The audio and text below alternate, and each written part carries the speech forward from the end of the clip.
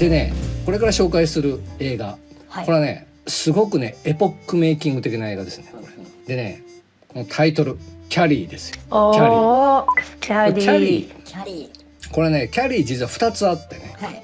どっちのキャリーですか？最初に映画化されたのは、1973年でね、実は、10年ぐらい前にクロエ・モレッツでも映画化されてるんでね。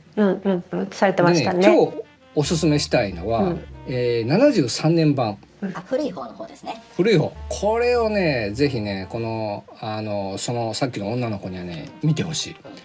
母と私と母がどうしたらいいのかっていうね未来を指し示すようなねヒントがねこの映画にはもうたくさんある。もう現代のね母と娘のねなんか問題を持ってる人にはねぜひこの映画をね見てほしいから。未来を2人の未来を指し示してるんですかね。そう未来をねこれからのその若い人たちに見てみてほしい。若い人たちに母との距離感はこうであるべきだ。あるべきか。このリアクションはハセコは見たことあるってことかな。おお、自分は大好きな映画ですね。これは自分はもう大昔に見てちょっと内容うろ覚えですね。はい、ぜひともお願いします。これ1976年版だね。73年じゃないな、76年ですね。1976年の映画ですね。まあその原作がねスティーブン・キングですよ。でねスティーブン・キングといえばね現代ホラー作家の巨匠ですよね。そうですね。この間も大ヒット作で「イット!」っていうのがそっか、イットも。イット、そうあれもスティーブン・キングですね。でやっぱり、古いところで言うと「シャイニング」とか、グリーンマイル。グリーンマイルもそうなんだ。グリーンマイルそうで、キングが感動ものもやってて、グリーンマイルもちょっと感動ものなんだけど、やっぱり「ショーシャンクの空に」あとやっぱりそれから今でも繰り返しテレビで放送される「スタンド・バイ・ミー」ね。さあそうですね。大好きです。キャリーはこのキングの記念すべき、長編第1作目の本ですよこれね、原作ね。で映画化されたのもこれが最初ですよ。でこの映画の存在でスティーブン・キングの名前が世にドーンと広がったっていうことはあったと思うね。これが大ヒットしたんだね。そう出世作なわけですね。出世作ですね。冒頭のシャワーシーンがすっごい印象的ですね。そこすごい好きだったな。主演がねシシー・スペイシクって言って、シシー・スペイシクはちょうどこの頃もうすでに名前が結構ちょっと有名だったんですよね。でそうなんだ。監督はなんかね無名の人を選びたかったらしいんですよ。その全然見たことない俳優を選びたかったんだけど、なんかシシー・スペイシクがなんか自分でこれキャリーは私だろって言ってオーディションを受けさせろって言って自分からオーディションを受けに来たと。で見てみたらもうすごかったと、圧倒されたと。でもうキャリーはもうシシー・スペイシクしかないよねっていうことでもう満場一致だったって話。すごいですね。そこもう当時人気だったんですね、その人は。そうだからできた映画見るとやっぱりねすごいシシー・スペイシクがすごい芝居をしてる。いやすごいですよね。大好き。でね監督が、ブライアン・デ・パルマね。でブライアン・デ・パルマはみんな一番よく知ってる映画は「ミッション・インポッシブルの」パート1ね。そうか、パート1の人か。ミッション・インポッシブル、あとは「アンタッチャブル」。そうですね。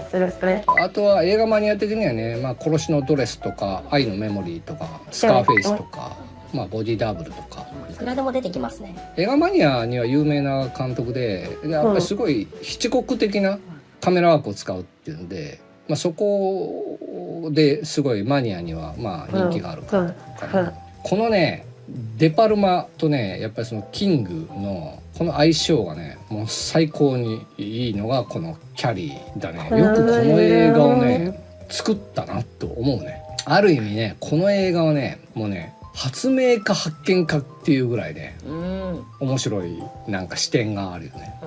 どのあたりがそんなに違ったんですか？なんかその自分は結構最近見返したものだからその当時のそのどこが新しかったかってあんまり分からないけど、新しさで言うとねまずこの映画って超能力が登場するじゃないですか。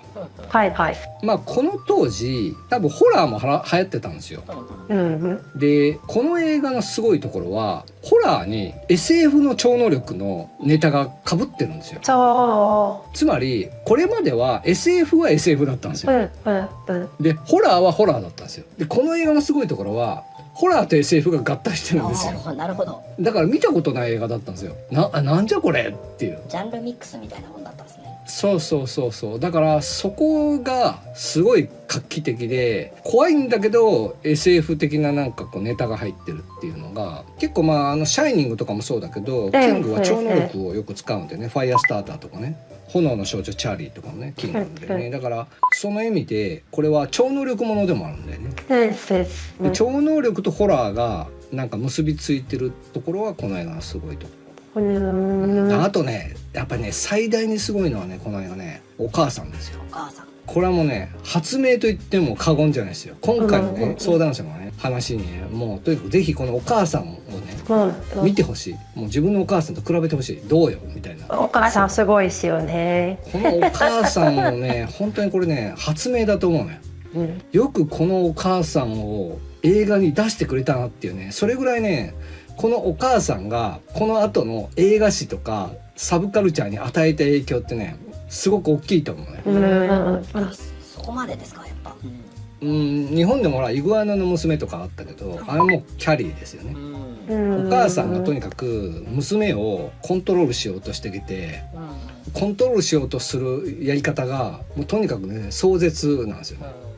そこがね発見か発明かよくこの視点を見つけましたっていうね。キャリーは美しい映像の中でこういじめの怖さもあるし、さっき言ったようなこう超能力の怖さもあるし、ホラーなんだけど何よりも一番怖いのが母親。そしてもう映画ですからねあれ。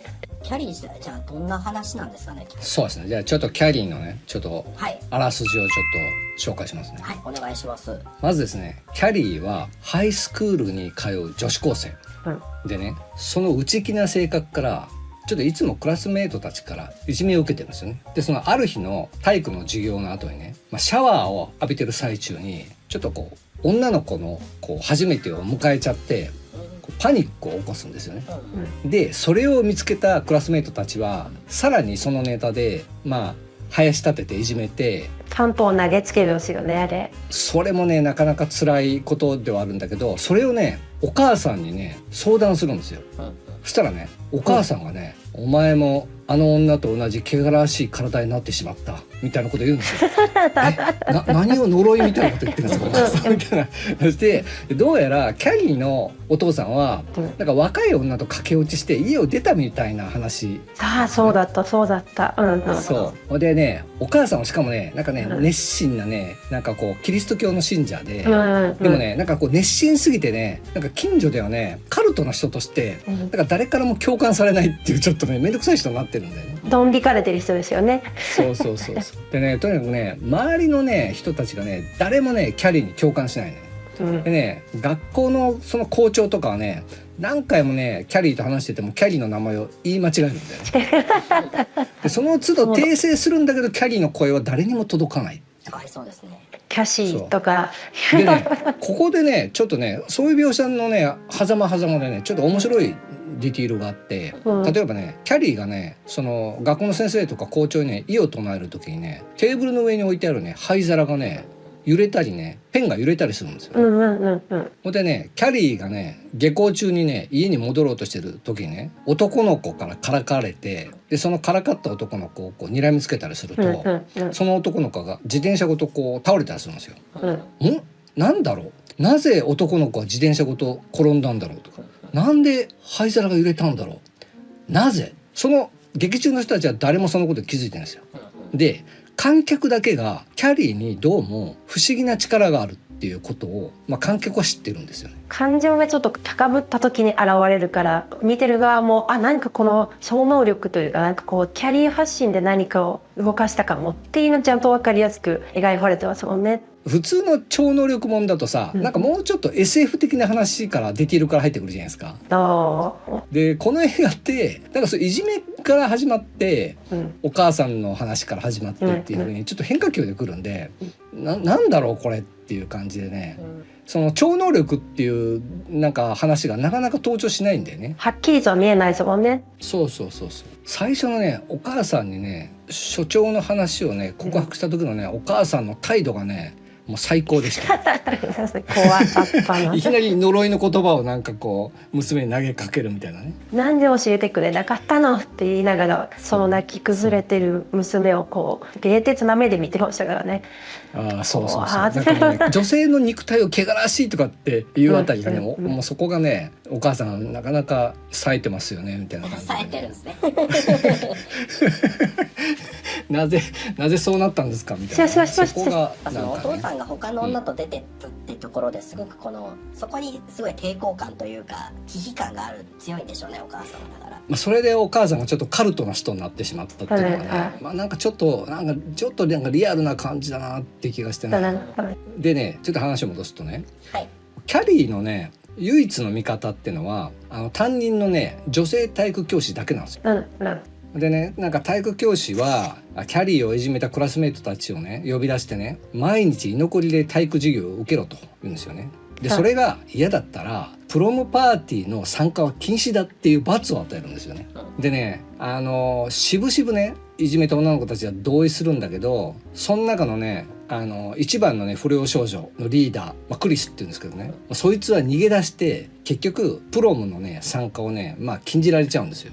このプロムってねアメリカ映画にはよく出てくるよね。出てきますね。あれ何なんですかね。例えば有名なところだとバックトゥザフューチャーのクライマックスってプロムだよね。そうですね。で大体プロムで告白するっていうのは向こうの高校生のなんかすごい好きなシチュエーションらしくって、だからプロムを扱ってる映画ってすごく多いですね。スパイダーマンホームカミングでもあったね。ああそうだからすごくアメリカ人だったらそうそうみたいな感じでね、なんか分かりやすいんだろうね。大事なイベントなんでしょうね。しかもカップルじゃなきゃ入れないっていう鬼設定ね。そうなのよ。男の子が女の子をエスコートして2人じゃないと入れないみたいなね。恐ろしい恐ろしいですね。恐ろしいよね。恐ろしいよね本当だよね。恐ろしいよね。どんなハードルなんだよみたいなさ。弱肉強食。居場所なかったろうな俺って思います。もう一人で家でねなんかこうサブスク見るしかないみたいなね。で親にあんた今日プロムじゃないのって言われて怖い。怖い。ほいでね、はい。そこでね不良少女たちのグループの2番手っていうのがいるんですよ。それがねスーって女の子なんですけど、そのスーがちょっと心変わりをしていじめた罪滅ぼしとして自分の恋人のトミーにキャリーをプロムのパーティーにエスコートしてくれっていうふうに頼むんですよ。